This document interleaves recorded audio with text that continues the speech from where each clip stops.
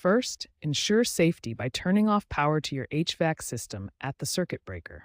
This is crucial to prevent electrical shock during installation. Remove your old thermostat and take a clear photo of the existing wiring.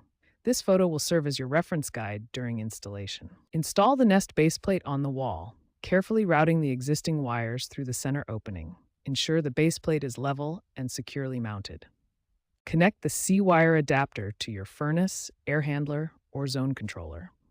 This adapter provides the constant power that the 2020 Nest Thermostat requires. Connect the adapter wires to the thermostat base.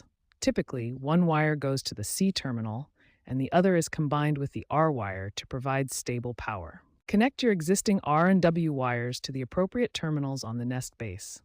The R wire provides power, while the W wire controls heating. Attach the Nest thermostat to the base plate, restore power to your HVAC system, and plug in the C-wire adapter.